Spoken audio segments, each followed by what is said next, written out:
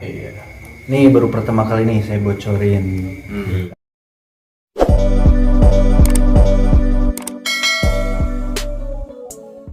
Assalamualaikum warahmatullahi wabarakatuh. Mari kita saksikan wawancara secara eksklusif dengan Mas John IQ7. Mohon diingat untuk para penonton, dalam wawancara kali ini bukan untuk menggurui atau menasihati, melainkan tukar informasi dari narasumber. Mudah-mudahan ada hikmah, ada makna, ada inspirasi yang bisa diambil dari percakapan kali ini. Assalamualaikum Mas John.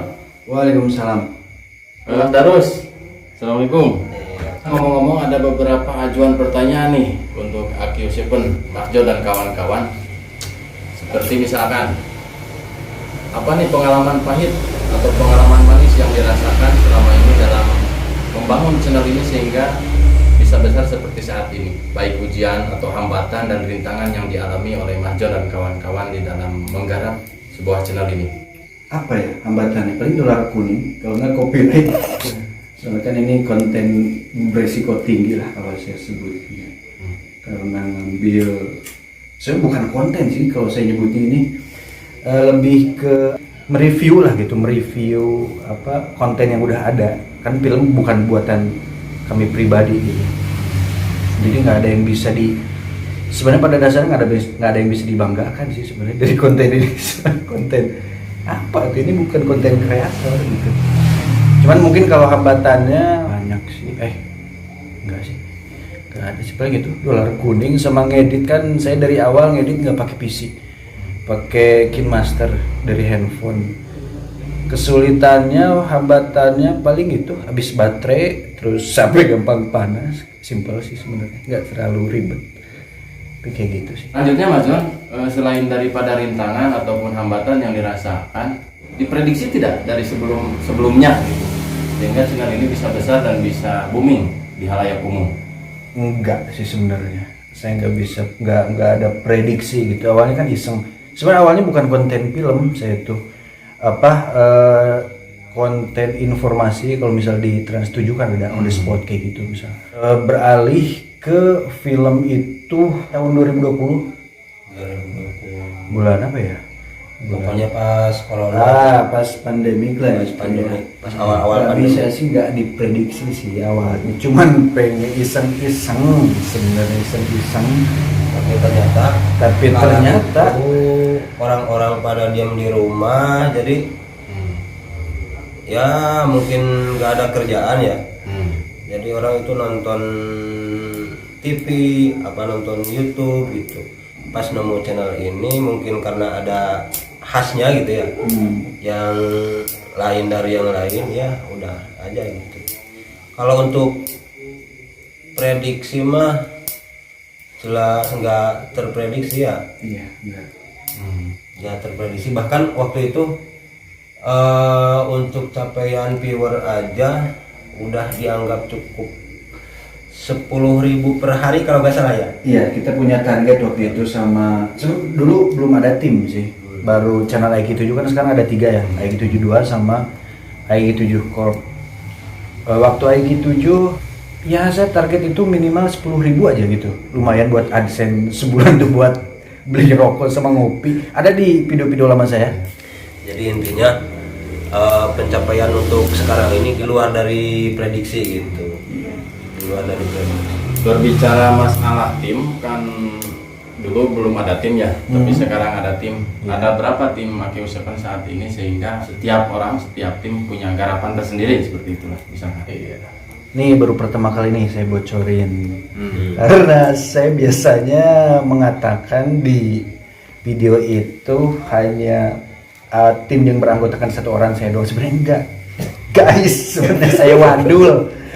Sebenarnya ada editing, ada script writer juga. Tapi kalau khusus untuk IQ7 saya doang sih script writernya, editing ada lagi. Dulu pas awal-awal saya sendiri semua ngerjain script, rekaman udah jelas, sama ngedit. Tapi semenjak ingin ada melebarkan sayap gitu cabang, akhirnya saya merekrut timnya juga tim dari teman-teman desa saya gitu. Ada sekitar 10 orang Timnya itu ada 10 Iya, orang. ada 10 orang anggota tim yang mengerjakan 3 channel itu. AI7, AI72, AI7 Cloud itu. Ada sekitar 10 orang lah. Ini baru pertama kali nih saya bocorin. Nggak apa-apa. Buat channel Pelosok edukasi channel. Pelosok Edukasi Channel spesial saya bocorkan. Ya, jadi jangan kaget buat pada teman-teman rebahaners. Itu sebenarnya. Selanjutnya Mas John, Yuk. Mas Darus, apa dasar pemikiran Mas John dan kawan-kawan ketika itu hingga channel YouTube-nya diberi nama IQ7? Filosofi lah ya. Ya, filosofinya lah seperti apa? Nah, ini yang banyak ditanyain. Dan juga saya juga bingung gitu mau jawabnya apa, karena saya juga bingung IQ. Waktu itu awal nama channel saya itu Manusia Universal, karena pengen ngegarap semua konten itu ada informasinya, ada random lah gitu, konten-konten random. Itu saking bingungnya saya, jadi udahlah IQ7 aja gitu. IQ jongkok sebenarnya. Entahlah, saya juga kalau ditanya filosofi gitu sebenarnya nggak ada arti yang spesial. Biar simpel aja, ada huruf sama ada angka gitu. Iya. Kalau ada filosofi atau makna dari nama channelnya itu nggak ada sih. Tapi bicara masalah IQ7, kalau melihat dari keilmiahan, jadi IQ itu kan tingkat berpikir. Intelligent question ya. Ya, intelligent question. Kalau melihat cara ngobrol, terus cara bekerja tim sehingga bisa sukses, jadi bisa dikatakan IQ7 memang tingkat kecerdasan cerdas seperti itu, Mas. Amin. Selanjutnya Mas John, ada lagi pertanyaan nih. Langkah apa saja atau cara-cara seperti apa yang digunakan dalam memperluas alur cerita film hingga bisa mengkomunikasikan dengan apik kepada penonton? Misalkan nih, cara komunikasi secara enaktifkah, dienak-enak atau ikonikah, berbentuk misalkan ikon, gambar atau simbolikah, sehingga penyampaiannya kepada penonton bisa dinikmati, mungkin seperti itu Mas John. Langkah dan caranya seperti apa? Paling seiring berjalan waktu kali ya. Ya. Karena awal-awal saya juga kaku gitu menyampaikan dan tidak secara detail gitu menyampaikan isi dari film itu sendiri.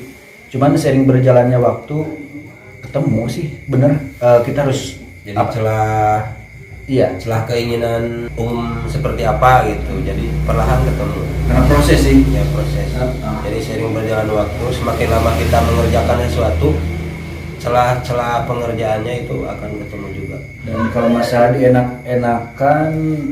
dienak-enakin gitu penyampaiannya jelas sih, pasti harus bukan dienak-enakin sih kalau sebutnya disesuaikan dengan apa sih mayoritas penontonnya gitu, biar paham pakai bahasa sehari-hari gitu. Misalnya contohnya gitu, kayak gitu.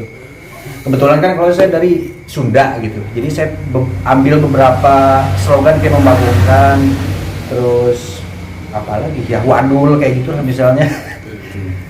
Ya yang biasa saya pakai sehari-hari lah, sama kebanyakan sih kalau misalkan ada kata-kata nyeleneh itu saya dapat dari tongkrongan sih biasanya gitu. Dan pas dimasukin ke konten, alhamdulillah masuk gitu, responnya baik. Dan walaupun beberapa penonton tidak mengerti, biasanya mereka selalu tanya gitu di komentar, "Bang, ini artinya apa sih?" Akhirnya kan membagongkan viral. Alhamdulillah. Masuklah, bisa dinikmati ya Mas ya. Bisa dinikmati. Jadi intinya ngehibur aja gitu. Jadi apapun materi konten kita itu, jadi tujuannya untuk menghibur. Jadi alhamdulillah sih kalau pada kenyataannya juga menghibur gitu. Karena maksudnya juga seperti itu. Lantas ada tidak gejolak misalkan atau respon reaksi dari penonton dalam menanggapi ragam komentar yang ada, dan bagaimana cara menanggapi reaksi-reaksi tersebut? Kalau komentar beragam sih, responnya gimana ya? Kalau saya pribadi sih awal-awal kan banyak yang ngehujat ya, komen-komen negatif gitu, tapi ya saya kembali kepada diri saya sendiri, ambil komen yang konstruktif aja gitu, yang membangun gitu. Banyak sih yang menghujat, saya juga sering baca gitu, cuman udahlah ngapain dipeduliin gitu. Saya ambilnya yang komen-komen konstruktif aja yang membangun gitu. Yang namanya netizen sih kan berbeda-beda. banyak ya karakternya, omongannya kayak gimana gitu, udah pada tahu lah gitu gimana. Dan 80% faktor yang membangun channel ini ya dari komen-komenan teman-teman Rebader semua gitu. Bang, misalnya editingnya kurang rapi, misal klipnya terlalu panjang, bahasanya terlalu kasar atau apa gitu. Jadi saya perbaiki, Masukan. saya ambil gitu masukan-masukan kayak gitu. Ya kalau komen-komen negatif, ya udahlah biarin aja. Ya buat apa dihiraukan. Resiko artis itu Race, seperti ya. Publik pagar. Ya, publik pagar ya. Kayak gitu sih Mas. Tanggapan terus saya gitu. Tapi kalau sekarang udah jarang sekali komen negatif, karena satu komen negatif langsung diserang oleh teman-teman Rebader. Jadi silahkan kalau mau komen negatif. Wih, enggak. Apa alasan atau dasar sehingga Mas John bisa tertutup seperti itu ke media? Memang dari awal konsep channel ini saya tidak menampilkan wajah, karena ada banyak sih yang bocorin gitu kan di YouTube, di media sosial juga aja saya. Cuman karena memang konsep awalnya seperti ini dan nilai jualnya seperti ini, takutnya malah kecewa gitu ditampilkan wajahnya pada tahu semuanya. Jadi ya mohon maaf gitu kalau misal tidak bisa menampilkan identitas, karena memang konsep awalnya seperti itu. Jadi seperti itu. Dan untuk yang sudah tersebar di YouTube itu, di Facebook itu sebenarnya mah palsu itu. Iya. Orang Apakah lain. kalian yakin itu saya? Karena tidak ada yang bisa membuktikan gitu. Itu saya. Jadi Bagi saya pribadi sebagai timnya Mang John gitu ya, mengklaim bahwa yang tersebar itu semuanya palsu, dijamin. yakin. Apakah Anda yakin itu Mang John? Telah sendiri. Silakan kalian riset di Instagram saya. Saya tidak pernah menampilkan wajah. Dulu sih pernah. Gini, dan ada lagi pertanyaan nih. Kan kalau bekerja di ruangan itu pasti penat lah. Apa yang dilakukan ketika di waktu luang Senggang ya? untuk menghibur lah, untuk menghibur kepala biar dingin lah istilahnya seperti itu. Apa yang dilakukan Mas John? Apa ya? Paling kalau karena saya tinggalnya di desa ya, di kampung gitu istilahnya, kampung lah. Apa ya, ngaliwet kali ya? Ngaliwet main. Iya. Kayak ada di konten saya itu yang kemarin yang waktu survive, paling gitu sih, main ke hutan ngaliwet bareng-bareng sama tim gitu, sama teman-teman kampung. Paling gitu aja sih gitu. Pengennya sih ke kafe, ke mall, ke Namun jauh karaoke. ya, dari sini jauh. Cuman mau gimana lagi, jauh. Nggak ada ya? Iya, aksesnya kan susah gitu. Karena saya tinggal di pelosok gitu. Tapi teman-teman Rebader sudah pada tahu semua sih. Kalau saya tinggal di pelosok, tidak agak sulit. Paling kayak gitu sih, menghilangkan penat tuh nggak banyak yang bisa dilakukan. Ngomong-ngomong Mas, prestasi yang diraih selama ini, prestasi yang diraih oleh Mas John dan kawan-kawan dari kemajuan AQ7 selama ini. Gak ada prestasi sih. Golden play button kali ya. Oh iya, prestasi terbesar saya adalah masuk koran Tribun News artikel di Google. Gaji saya ngalahin Presiden Bapak Jokowi katanya. Itu prestasi terbesar saya. Wadaw. Tapi hoak kayaknya itu. Tapi itu hoax sebenarnya, karena mereka tidak tahu dalam setiap video itu ada dolar kuning dan copyrightnya. Tapi ya bersyukur sudah bisa masuk koran Tribun News sama IDN Times. Ih keren ya. Kita aminin aja ya. Kita aminin saja. Padahal kan lebih dari gaji Jokowi. Enggak lah, itu hoax. Tapi kalau misal ya itulah paling prestasi saya. Saya anggap itu prestasi mungkin. Dan itu merupakan kepuasan tersendiri ya. Iya, Masalahnya kepuasan. masalah kepuasan batin itu tidak bisa dibeli atau tidak bisa dipinjamkan kepada orang lain. Iya. Cuman kita yang merasakan dari luapan emosi yang kita rasakan, mungkin seperti itu ya Mas John ya. Mungkin ini pertanyaan terakhir Mas John, ungkapan atau kesan atau pesan kepada YouTubers pemula lah, dalam menggarap sebuah konten atau channel itu harus seperti apa Mas, sehingga teman-teman YouTubers pemula bisa mengaplikasikannya di dalam mereka berkarya lah istilahnya seperti itu. Gimana Mas John? Konsistensi. Ya konsistensi. Sebenarnya Jadi kan kebanyakan baru mulai terus lihat view-nya kecil langsung mundur gitu Ya, kan. Kebanyakan drop. Tapi saya juga mengalami dulu waktu kan saya bikin channel ini tahun 2017 waktu kerja di kafe di kota. Saya nggak sebutin kotanya gitu. PU dalam 3 bulan cuma dapat 20 kali yang nonton gitu. Bayangkan saja. Tega banget ya. Tega sekali. Bahkan yang 20 itu teman-teman saya sendiri. Saya suruh saya maksain gitu. Nah itu makanya Mas, itu yang saya rasakan seperti itu. Inti jangan menyerah. Saya juga Jangan sebenarnya sempat nyerah 1 tahun gitu. Gak ngupload apa-apa sama sekali. Cuman waktu itu karena memang harus dimulai dari hobi sih. Dari suka dulu gitu. Ya, Kalau yang penting nggak- berkarya lah ya. Iya, yang penting membuat konten aja gitu. Kalau saya pribadi kan channel ini bukan karya sih, kita kan menyebutkan karya apa ya sih. Tapi intinya kalau pingin maju ya itu konsisten upload, konsisten dengan kontennya gitu. Kalau saya kan ngambilnya pasar karena tujuan saya dari awal AdSense. Saya juga udah belak-belakan ya sama teman-teman AdSense gitu. Jadi saya menyesuaikan aja keinginan pasar kayak gimana gitu. Ramainya lagi di film nih, saya masukin film gitu. Nah itulah cerdasnya IQ7 seperti itu. Ya, saya mewakili Babaladan di sini menurutnya. Intinya mah jangan pernah menyerah untuk satu hal yang mau kita kejar gitu. Konsisten terus, apapun hambatan yang menerpa di perjalanan, ambil koreksi positifnya aja buat kita bangkit lebih baik lagi. Dan jangan lupa ngopi. Dan jangan lupa ngopi. Iya, betul. Kata itu enak sekali.